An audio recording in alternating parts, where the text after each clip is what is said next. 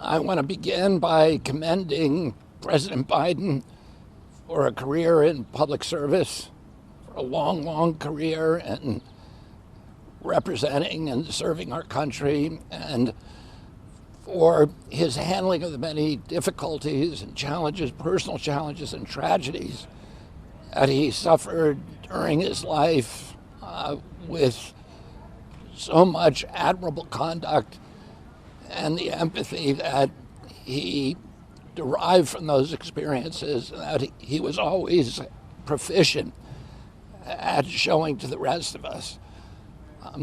I want to add that a year ago, a little over a year ago, when I entered this race, I predicted that President Biden suffered from a degenerative condition that was not going to improve and that it would make it impossible for him to govern effectively.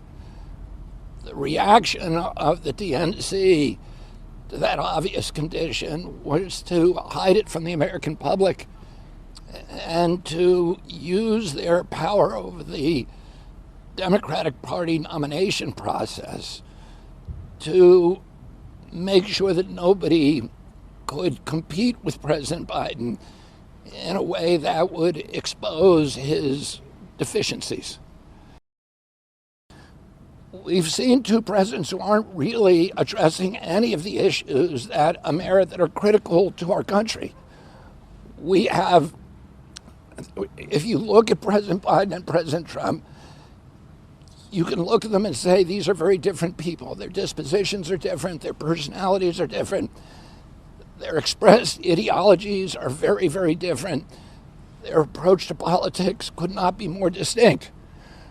But if you actually look at the policies over which they differ, over the landscapes in which they're staging this election, it's a very narrow Overton window.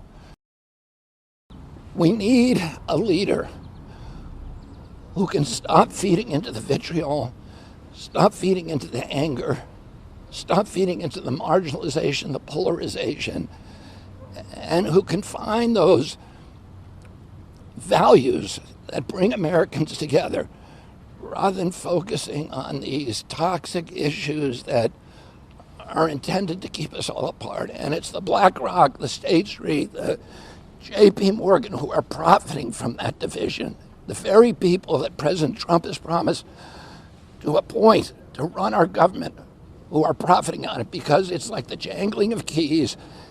They're saying, look over here, look at abortion, look at freedom of choice, look at trans rights, look at gun rights. And while we're all staring at each other's throats on those issues, on the jangling keys, they're robbing the bank over here. They're shifting the wealth upward. I think, Kamala Harris is the party of war. She's a war hawk. The Democratic Party was always the peace party. Kamala Harris is a war hawk on Ukraine. She's a war hawk on China. I think that we should be figuring out ways to coexist with the rest of the world as best we can. Of course, we need to protect our national security. I think she's not going to do anything about the national deficit.